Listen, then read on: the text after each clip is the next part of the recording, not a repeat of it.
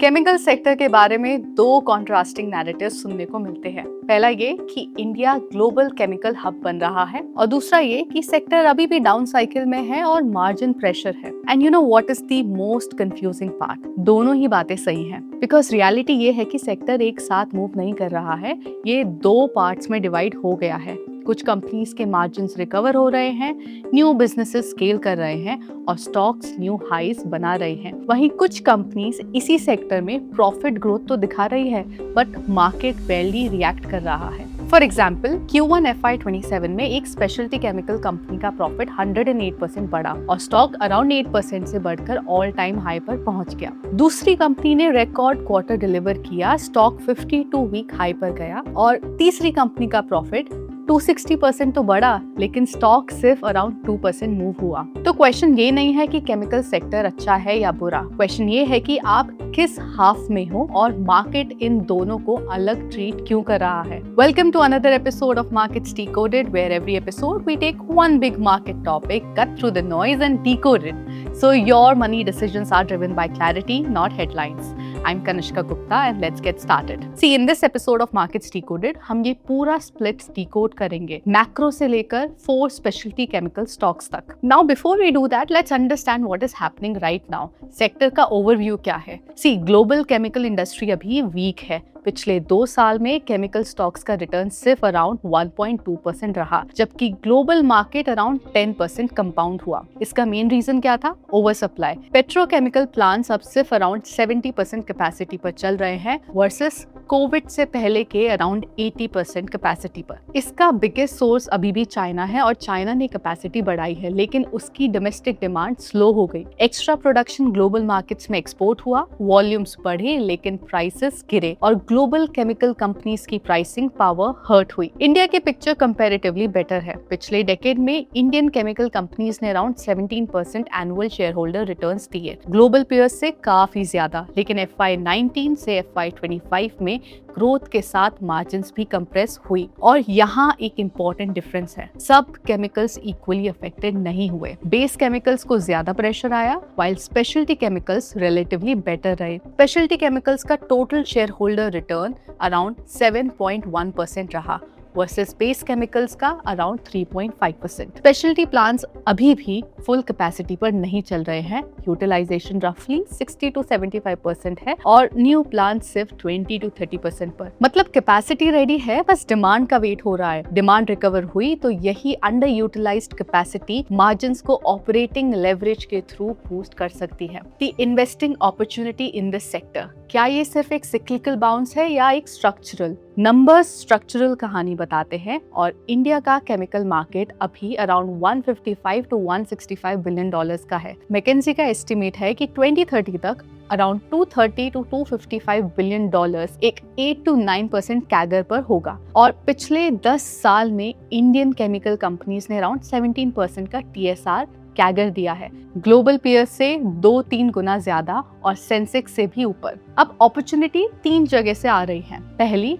Import substitution. India का chemical trade deficit around 31 billion dollars का है, 12 billion dollars inorganics and 13 billion polymers. ये वो चीजें हैं जो इंडिया अभी इंपोर्ट करता है। जो कंपनी ये कैपेसिटी इंडिया में बनाएगी वो इस डेफिसिट को कैप्चर करेगी। दूसरा, नए बिजनेसेस, CDMO, ग्लोबल इन्वेस्टर्स के लिए कॉन्ट्रैक्ट मैन्युफैक्चरिंग, फ्लोरोपॉलीमर्स और सबसे बड़ा बैटरी मटेरियल्स और न्यू एनर्जी केमिस्ट्री। EV और एनर्जी स्टोरेज के लिए जो मटेरियल्स चाहिए जैसे कैथोड, एनोड, इलेक्ट्रोलाइट सॉल्ट्स, ऐसे एरियाज में इंडियन कंपनीज वैल्यू चेन में ऊपर जा रही है। तीसरा point, margin recovery. Q1 FY27 में स्पेशलिटी केमिकल्स का मीडियन रेवेन्यू ग्रोथ अराउंड 27% रहा और मार्जिन एक्सपेंशन मैनेजमेंट कमेंट्री में ड्रामेटिकली बढ़ गया, साइकिल बॉटम से ऊपर आ रहा है। लेकिन यहाँ एक कैच है, पूरा सेक्टर रिकवर ही नहीं कर रहा। कुछ कंपनीज में वॉल्यूम्स बढ़ रहे हैं, मार्जिन्स इंप्रूव हो रहे हैं और नए बिजनेसेस आ रहे हैं, बट मैकेंजी खुद कहता है कि वैल्यू क्रिएशन बाइफरकेट हो रही है। एक छोटा ग्रुप जो डबल डिजिट ग्रोथ के साथ मार्जिन्स भी एक्सपैंड कर रहा है और एक बड़ा कोहोर्ट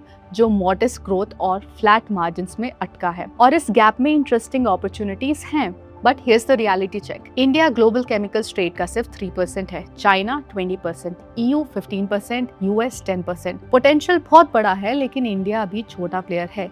ये लॉन्ग रनवे है, ओवरनाइट स्टोरी नहीं। मतलब रिकवरी में ऑपरेटिंग लेवरेज स्ट्रॉन्ग है, लेकिन लो बेस से बड़ा जंप और जेन्युइन स्ट्रक्चरल ग्रोथ, ये दोनों अलग चीजें हैं, और यही हम इस वीडियो के अगले सेगमेंट में समझेंगे। चलिए 4 स्पेशलिटी सब सेगमेंट कंपनीज को डिकोड करते हैं। ये कोई बाय लिस्ट नहीं है, ये 4 कंपनीज इसलिए सिलेक्ट हुई हैं क्योंकि इनको एक साथ देखो तो पूरी स्पेशलिटी स्टोरी समझ आती है। कौन स्ट्रक्चरली जीत रहा है, कौन एक अच्छा क्वार्टर दे रहा है, और मार्केट किसको रिवॉर्ड कर रहा है। नंबर 1, आरती इंडस्ट्रीज। आरती इंडस्ट्रीज एक स्पेशलिटी केमिकल्स कंपनी है जो बेंजीन जैसे बेसिक रॉ मटेरियल को हाई वैल्यू केमिकल्स में कन्वर्ट करती है। इन केमिकल्स का use pharma, agrochemicals, dice, polymers और फ्यूल एडिटिव्स में होता है। बिजनेस काफी एक्सपोर्ट ओरिएंटेड है और काफी प्रोडक्ट्स के लिए ग्लोबल कस्टमर्स के साथ लॉन्ग टर्म कॉन्ट्रैक्ट्स भी हैं। Q1 FY27 में ईयर ऑन ईयर रेवेन्यू 41% बढ़ के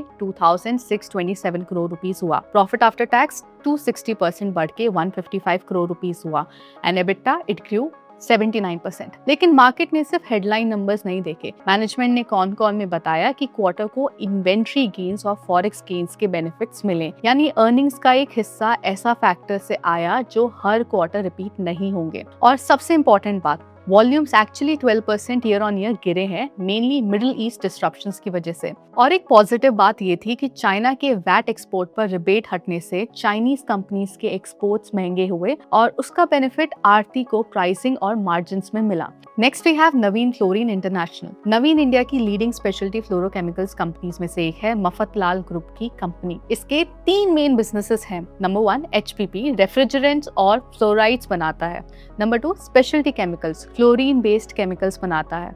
and number 3 CDMO global pharma और एग्रो कंपनीज के लिए कस्टमाइज्ड केमिकल्स बनाता है। इसका बिगेस्ट एडवांटेज है फ्लोरीन केमिस्ट्री की एक्सपर्टीज। ये कॉम्प्लेक्स केमिस्ट्री है, इसलिए न्यू कॉम्पिटिटर्स के लिए एंट्री इजी नहीं है। अब Q1 FY27 के रिजल्ट समझते हैं। रेवेन्यू 44% बढ़ के 1045 करोड़ रुपीस हुआ। पैट 108% बढ़ा 243 crore rupees. EBITDA margin 34.2%, 566 basis points का जंप हुआ। सबसे इंपॉर्टेंट, ग्रोथ का इंजन स्ट्रक्चरल था। CDMO 82% growth, HPP 33% growth. Aarti और नवीन दोनों ने स्ट्रॉन्ग प्रॉफिट आफ्टर टैक्स दिया, लेकिन नवीन का स्टॉक 1% रैली करके ऑल टाइम हाई पर गया और आरती सिर्फ 2% हिला। फर्क, नवीन की ग्रोथ स्ट्रक्चरल थी, multi year engine. CDMO plus advanced material से आई, सिक्लिकल स्पाइक नहीं थी। जेफरीज और UBS दोनों ने एस्टिमेट्स अपग्रेड किए हैं। EPS CAGR around 23% FY26-29 project किया है।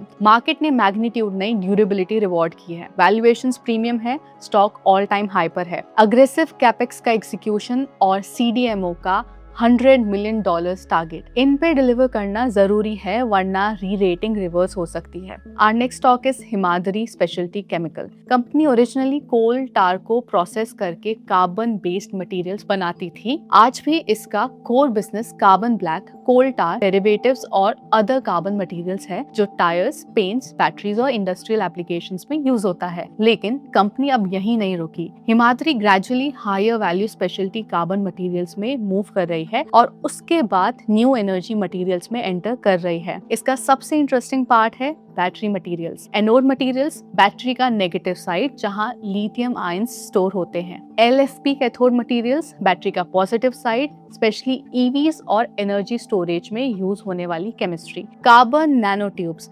बैटरीज में कंडक्टिविटी इंप्रूव करने के लिए यूज होते हैं। और एक इंटरेस्टिंग पॉइंट, कंपनी के अकॉर्डिंग उसके की रॉ मटेरियल्स और प्रोडक्शन के लिए चाइना पर डायरेक्ट डिपेंडेंस नहीं है। If you look at Q1 FY27 results, revenue 28% बढ़कर 1432 करोड़ रुपीस हुआ है, which is highest ever quarter. EBITDA grew 33% to 313 crore rupees. PAT grew 27% to 228 crore rupees. Important बात, प्रॉफिट रेवेन्यू से तेज बढ़ा, बेटर प्रोडक्ट मिक्स। मैनेजमेंट ने FY28 का 1100 crore rupees PAT target reaffirm किया है। हिमाद्री की असली स्टोरी ट्रांसफॉर्मेशन है लेगेसी कार्बन केमिस्ट्री से न्यू एनर्जी बैटरी मटेरियल्स तक, और मार्केट इसको पसंद कर रहा है। रिजल्ट्स के बाद हिमाद्री का स्टॉक अराउंड 6 to 7% अप था, अपने 52 वीक हाई पे पहुंचा। ये नवीन वाला ही पैटर्न है, मार्केट ड्यूरेबल स्ट्रक्चरल ट्रांसफॉर्मेशन को रिवॉर्ड करता है। बैटरी मटेरियल्स अभी अर्ली कमिश्निंग स्टेज में है, रेवेन्यू कंट्रीब्यूशन मिनिमल है, पूरी वैल्यूएशन FY28 टारगेट्स और चाइना के बाहर LSP एग्जीक्यूशन पे डिपेंडेंट है। अगर कस्टमर अप्रूवल्स या कमिश्निंग स्लिप करे तो ये थीमेटिक प्रॉमिस रह जाएगा। एग्जीक्यूशन माइलस्टोन ट्रैक करना बहुत जरूरी है। Our fourth company is Ether industries. Ether एक यंग स्पेशलिटी केमिकल्स कंपनी है, 2022 में लिस्ट हुई, सूरत बेस्ड। ये कॉम्प्लेक्स हाई वैल्यू केमिकल्स बनाती है, मेनली 3 मॉडल्स के थ्रू। LSM अपने प्रोडक्ट्स लार्ज स्केल पर बनाती है, CEM ग्लोबल क्लाइंट्स के लिए एक्सक्लूसिव केमिकल्स बनाती है, एंड CRAMS फार्मा और अदर कंपनीज के लिए रिसर्च और मैन्युफैक्चरिंग करती है। एथर कमोडिटी मैन्युफैक्चरिंग से कॉन्ट्रैक्ट मैन्युफैक्चरिंग की तरफ शिफ्ट हो रही है, जहां लॉन्ग टर्म कॉन्ट्रैक्ट से रेवेन्यू विजिबिलिटी और मार्जिन्स बेटर हो सकते हैं। CEM प्लस CRAMS अभी भी कंपनी का अराउंड 60% रेवेन्यू जनरेट करता है और टारगेट अगले 2 साल में है to make it around 70%। Q1 FY27 results के हिसाब से रेवेन्यू 27% बढ़ा, 327 करोड़ रुपीस, पैट 33% बढ़ा, 63 करोड़ रुपीस, एबिटा मार्जिन 31% बढ़ी फ्रॉम 30%, पैट मार्जिन 19% ग्रोथ हुई। ग्रोथ CEM कॉन्ट्रैक्ट्स और LSM डिमांड से आई। मैनेजमेंट ने कहा CEM और CRAMS अब बिजनेस का बैकबोन बन रहा है और प्राइसिंग अगले 2 से 3 क्वार्टर स्ट्रॉन्ग रहेगी। एथर छोटी कंपनी है, लेकिन ये नवीन वाली कहानी का मिनी वर्जन है। कमोडिटी से कॉन्ट्रैक्ट मैन्युफैक्चरिंग की तरफ शिफ्ट, जहां विजिबिलिटी और मार्जिन्स दोनों इंप्रूव होते हैं। रिजल्ट्स के बाद स्टॉक अराउंड 5% अप हुआ, अपने 52 वीक हाई के पास। Now let's quickly recap what we have learned. पहला, स्पेशलिटी केमिकल्स में रिकवरी के साइंस आ रहे हैं, but selectively. China +1 import substitution और न्यू बिजनेसेस अपॉर्चुनिटी है, लेकिन हर कंपनी इक्वली बेनिफिट नहीं करेगी। दूसरा, हेडलाइन प्रॉफिट से ज्यादा क्वालिटी और सस्टेनेबिलिटी देखिए। प्रॉफिट आफ्टर टैक्स बढ़ना अच्छा है, बट चेक करो ग्रोथ वॉल्यूम से आ रही है, मार्जिन से या वन ऑफ गेन से। तीसरा, मार्केट फ्यूचर की स्टोरी नहीं, उसकी एग्जीक्यूशन को रिवॉर्ड करेगा। बैटरी मटेरियल्स, CDMO और एडवांस्ड केमिकल्स में पोटेंशियल बड़ा है, बट कैपेसिटी रैंप अप और एक्चुअल अर्निंग्स ही प्रूफ है। 2 साल के रीसेट के बाद स्पेशलिटी केमिकल्स में रिकवरी दिख रही है, लेकिन रिकवरी और हाइप में फर्क है, वही इन्वेस्टर को फॉलोअर से अलग करता है। Now if you found this video insightful, do subscribe to Fyers and share this with your investor friends जो हर ग्रीन रिजल्ट पर एक्साइटेड हो जाते हैं बिना फुटनोट पढ़े। I am Kanishka Gupta and I will see you in the next episode of Markets Decoded. Till then, stay informed and keep investing with Fires. Investment and securities markets are subject to market risks. Read all the related documents carefully before investing.